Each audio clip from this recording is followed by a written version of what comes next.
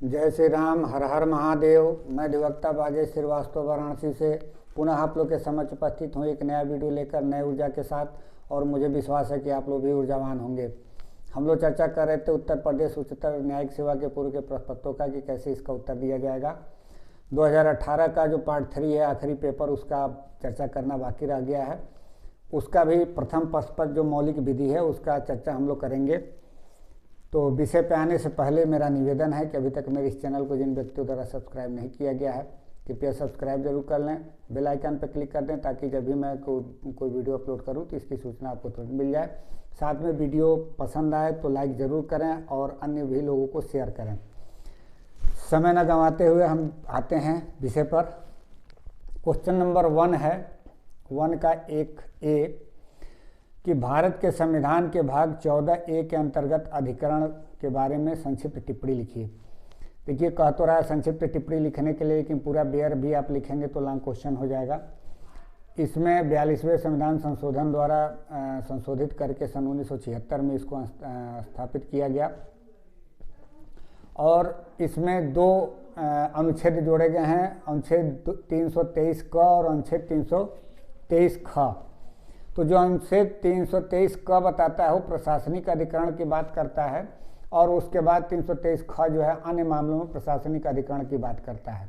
तो जो प्रशासनिक अधिकरण की बात किया जा रहा है अनुच्छेद 323 क में, तो ये बताता है कि या तो कोई केंद्र सरकार के अधीन कोई है, भारत सरकार के अधीन कोई है लोक सेवा में, या कोई राज्य सरकार के अधीन है, या कोई निगम के अधीन है, या कोई ऐसा अन्य प्राधिकारी है, तो उन सभी के पदों को नियुक्त करने से संबंधित, भर्ती करने से संबंधित, या कोई ऐसा प्रशासनिक कोई उनका डिस्प्यूट है तो उन डिस्प्यूट का जो निस्तारण होगा ये प्रशासनिक अधिकरण के ही माध्यम से होगा।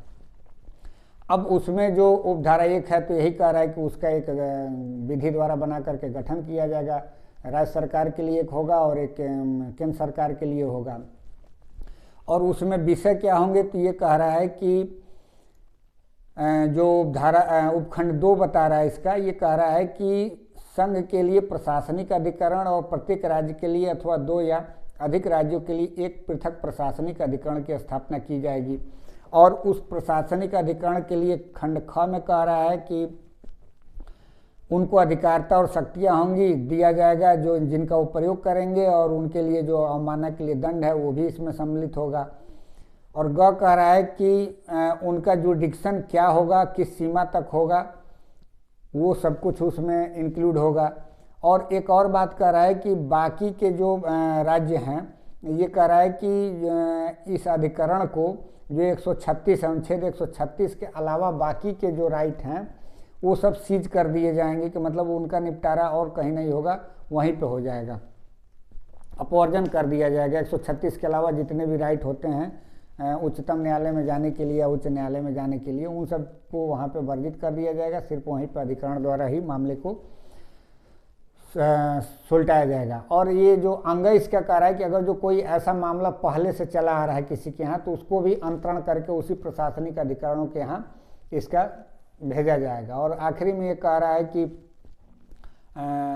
राष्ट्रपति द्वारा अनुच्छेद 371 घ के खंड 3 के अधीन किए गए आदेश का निरसन या संशोधन जो आंध्र प्रदेश से संबंधित कोई मामला है तो उसके लिए बता रहा है।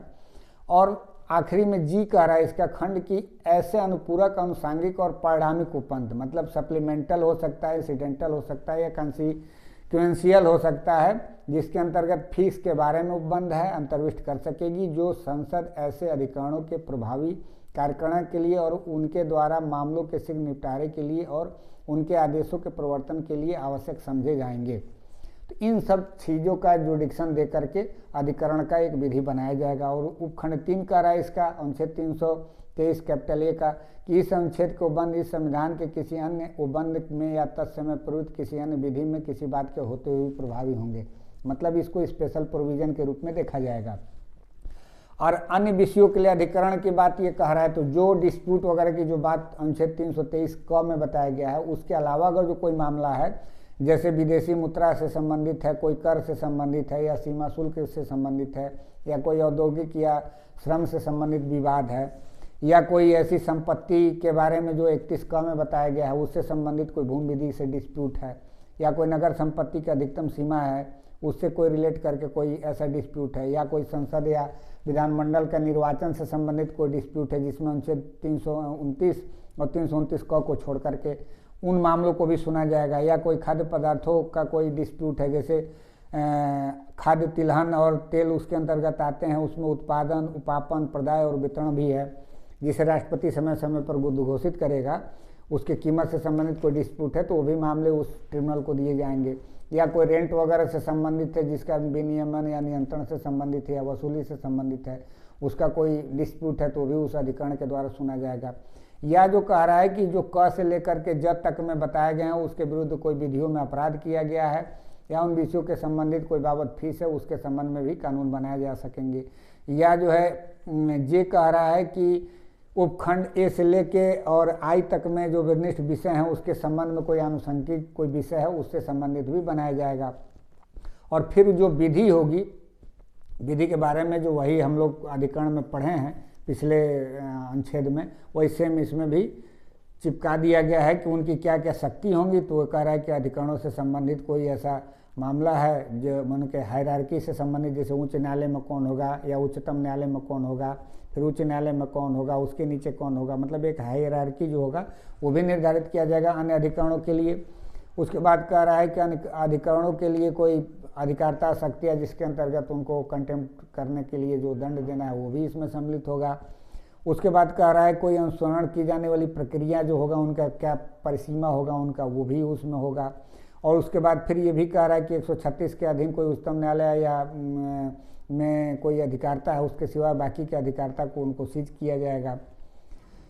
और ऐसे मामलों का भी अंतरण किया जाएगा जो कहीं इन विषयों से संबंधित किसी दूसरे न्यायालय में डिस्प्यूट था तो उसको इस न्यायालय में अंतरण करके, या इससे संबंधित कोई अनुषंगिक कोई और भी प्रोसीडिंग है तो उसको भी। और उपखंड 4 में बता रहा है कि इससे संबंधित जो कुछ भी है वो अन्य उपबंधों के अलावा ही होगा, मतलब स्पेशल व्यवस्था यहाँ भी दिया जा रहा है विशेष अधिकरण के लिए।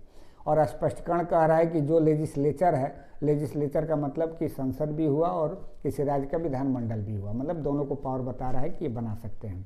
तो इस तरीके से ये आप इस पर संक्षिप्त टिप्पणी लिखना होगा तो लिख सकते हैं जितना भी अपने यहाँ संक्षेप में करना चाहें। अब क्वेश्चन नंबर 1B है, भारत के संविधान के भाग 10 के अंतर्गत अनुसूचित जाति और जनजाति क्षेत्र। तो ये भी देखिए जो दो इसमें अनुच्छेद हैं, धारा 244 है और धारा 244 क है। ये कह रहा है कि किसी प्रकार का जो 5वीं अनुसूची में जो अनुसूचित जाति और अनुसूचित जनजाति का क्षेत्र है जिसके प्रशासन से संबंधित संसद द्वारा विधि बनाया जा सकता है और राष्ट्रपति में वो उन शक्तियों को निहित किया जा सकता है, तो उसको उसमें बता रहा है कि जो असम है, मेघालय है, त्रिपुरा है या मिजोरम है उसको 5वीं अनुसूची में डाला जाएगा। उनके लिए खुद का ऑटोनोमस जो है एक स्टेट गठित करके दिया जाएगा उनको पावर, राज्य केंद्र सरकार द्वारा विधि बना करके, और उनके जो कुछ भी होंगे अनुसूची 6 में दिए गए हैं उसी के अनुसार वो उन पे जो भी होगा नियम कानून बनाया जाएगा, वो उस पर उसका काम करेंगे। मतलब उसका विस्तार जैसे संघ राज्य क्षेत्रों पर केंद्र सरकार का होता है उस तरीके से नहीं होगा, उनको डेलीगेट किया जाएगा और उसी तरीके से बना करके राष्ट्रपति को संबोधित करेंगे और राष्ट्रपति उस पर सिग्नेचर करेंगे तो उसे विधि उसके लिए मान्य हो जाएगा। तो इसको आप लोग देख लीजिएगा।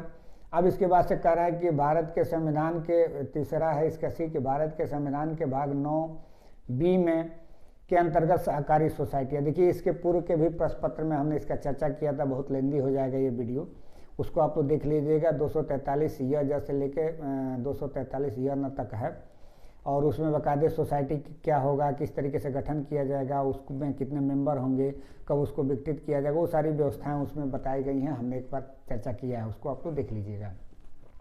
क्वेश्चन नंबर 2, भारत के संविधान के भाग 3 के अंतर्गत समानता की अवधारणा को इस विषय के संबंध में माननीय उच्चतम न्यायालय द्वारा दिए गए समस्त प्रमुख निर्णयों का संदर्भ देते हुए स्पष्ट कीजिए।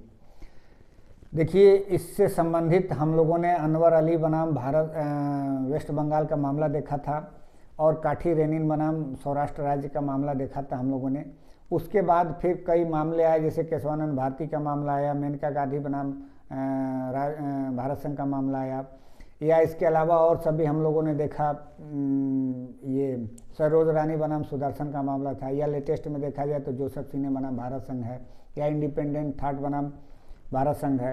तो इन सब केसों को हम लोगों ने देखा इसमें पिछले वीडियो में। आप लोग उसको जरूर देखिए। लगातार जो वीडियो मेरे देख रहे हैं उनको बहुत अच्छी तरीके से पता हुआ है, सब रिपीटेड क्वेश्चन है। इसमें जो मेन बात कही गई है समानता वाले बात में कि अनुच्छेद जो 14 है उसमें ये कहा गया है कि युक्त वर्गीकरण तो मान्य है लेकिन वर्ग विधान का निषेध करता है।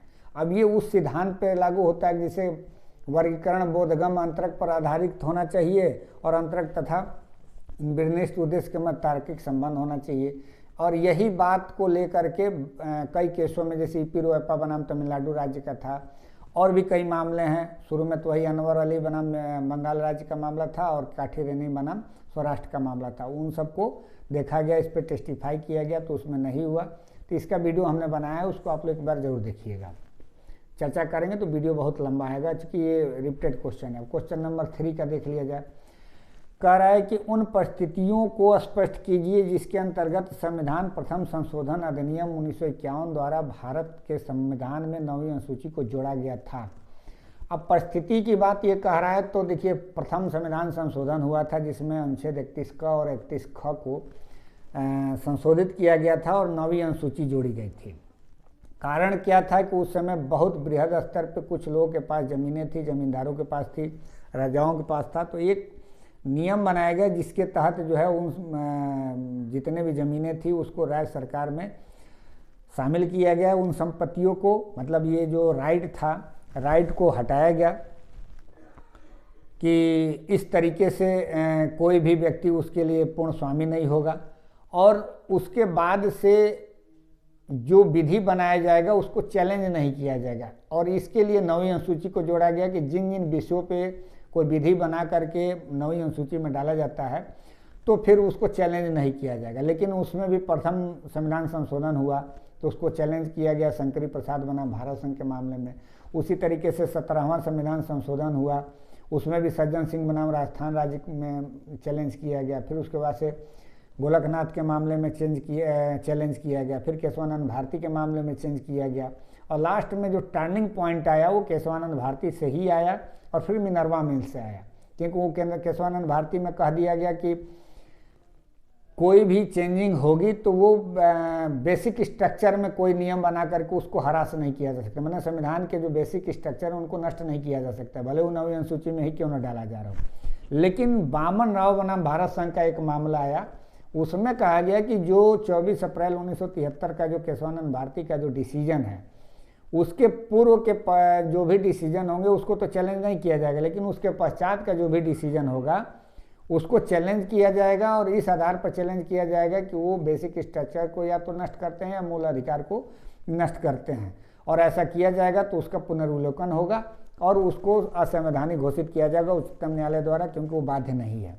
और इसी को फिर लेटेस्ट केस एक था IR कोल्हो बनाम तमिलनाडु राज्य का सन 2007 में, उसमें भी इस बात को सीधे सीधे कहा गया कि 24 अप्रैल 1973 का जो डेट है, डिसीजन है केशवानंद भारती का, उसके पश्चात कोई भी विधि बनाई गई है और उस विधि को 9वीं अनुसूची में डाला गया है और उस विधि के अगर जो आधार पर किसी का फंडामेंटल राइट्स का हनन हो रहा है या कोई बेसिक स्ट्रक्चर नष्ट हो रहा है संविधान का, तो उसका पुनर्विलोकन किया जाएगा और उसको असंवैधानिक घोषित किया जाएगा।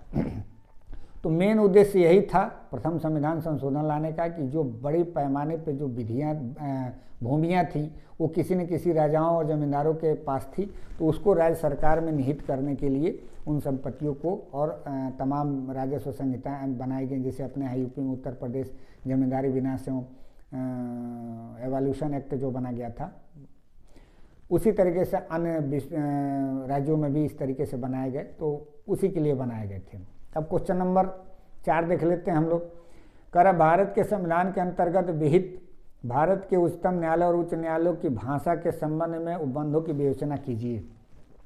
तो ये देखिए अनुच्छेद 348 में 2 उपखंड है। एक उपखंड कह रहा है कि जो भी होगा उच्चतम न्यायालय और उच्च न्यायालय का जो भी कार्रवाइयों का भाषा होगा वो अंग्रेजी में होगा। या कह रहा है कि संसद का जो प्रत्येक सदन है उसमें किसी प्रकार का कोई भी पुनः स्थापित करने वाला अध्यादेश है या विधि है कोई मतलब क्या बोलते हैं उसको, बिल है, वो सब कुछ जो है अंग्रेजी में होगा। इसी तरीके से कोई गजट में प्रकाशित किया जाएगा, वो भी सब अंग्रेजी का ही माध्यम से होगा। या कोई आदेश है या नियम है, विनियम है या विधि है या कोई उसका भाग है, वो सब कुछ अंग्रेजी भाषा में ही किया जाएगा। इस तरीके का वो खंड 1 में है। लेकिन खंड 2 में कह रहा है कि राज्य सरकार चाहे तो उच्च न्यायालय राज्य सरकार के राज्यपाल से सहमति से अपने भाषा को चेंज कर सकता है। मतलब कोई उच्च न्यायालय चाहे तो राज्य सरकार से सहमति से वो अपने भाषा को चेंज कर सकता है। अंग्रेजी भाषा के अलावा कोई अन्य लोकल भाषा भी कर सकता है। जैसे अपना यूपी में है कि हिंदी में भी उसको किया जा सकता है ड्राफ्टिंग एंड प्लीडिंग। लेकिन अभी भी निर्णय वगैरह जो भी होगा वो अंग्रेजी में ही दिया जाएगा।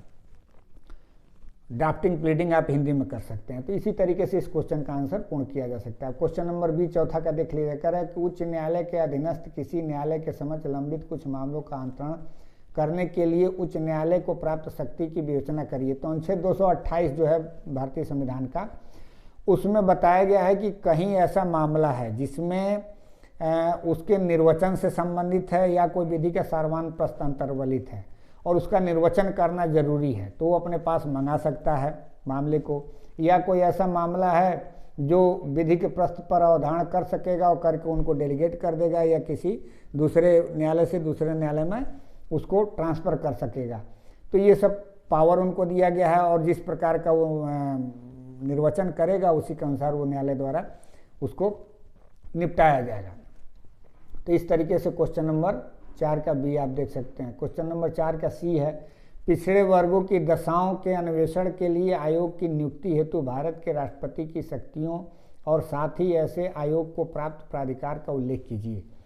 देखिए ये क्वेश्चन है अनुच्छेद 340 पर आधारित है। उसमें बताया गया है कि कोई भी भारत का जो राज्य क्षेत्र है उसमें भारत का राष्ट्रपति, उसके भीतर के राज्य क्षेत्र में सामाजिक और शैक्षिक दृष्टि से कोई पिछड़ा वर्ग है जिनके दशाओं को या जिनके कठिनाइयों को झेल रहे हैं, उनका अन्वेषण करने के लिए या कठिनाइयों को दूर करने के लिए या उनकी दशा को सुधारने के लिए कोई संघ या किसी राज्य का द्वारा जो उपाय किए जाने चाहिए उनके बारे में, उस प्रयोजनों के लिए संघ या किसी राज्य द्वारा जो अनुदान दिए जाने चाहिए और जिन शर्तों के अधीन वे अनुदान दिए जाने चाहिए उनके बारे में सिफारिश करने के लिए आदेश द्वारा एक आयोग नियुक्त कर सकेगा, जो ऐसे व्यक्तियों से मिलकर बनेगा जो वह ठीक समझे और ऐसे आयोग को नियुक्त करने वाले आदेश में आयोग द्वारा अनुसरण की जाने वाली प्रक्रिया पर निश्चित की जाएगी।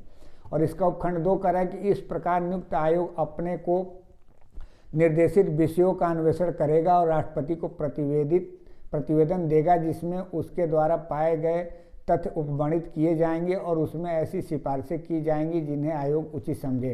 राष्ट्रपति इस प्रकार दिए गए प्रतिवेदन की एक प्रति उस पर की गई कार्रवाइयों को स्पष्ट करने वाले ज्ञापन सहित संसद के प्रत्येक सदन के समक्ष रखवाएगा। तो इस तरीके से इस क्वेश्चन को आप पूर्ण कर सकते हैं। छोटा छोटा क्वेश्चन है, पूरा का पूरा बेयर प्रोविजन पे ये क्वेश्चन बन रहा है। और उसके बाद से ये आपका क्वेश्चन नंबर 4 के बाद से संविधान का पार्ट जो है ख़त्म होता है। अब इसके बाद से मूल विधियों से संबंधित जो क्वेश्चन आएंगे धारा 5 से आ रहे हैं। तो हम चाहेंगे कि क्वेश्चन नंबर 5 के बाद से हम अगले वीडियो में इसका चर्चा करेंगे। हालांकि वीडियो अभी लंबा नहीं होगा, 30 मिनट से पहले ही हो जाएगा, लेकिन थोड़ा सा आज हम ज़्यादा मूड में नहीं हैं, इसके लिए क्षमा करिएगा आप लोग। और जिन जिन धाराओं का, जिन अनुच्छेदों का मैंने वर्णन किया है, जिन केसों का, उसको आप लोग ज़रूर देख लीजिएगा। मिलते हैं अगले वीडियो में नए ऊर्जा के साथ। तब तक के लिए इजाज़त दीजिए। धन्यवाद।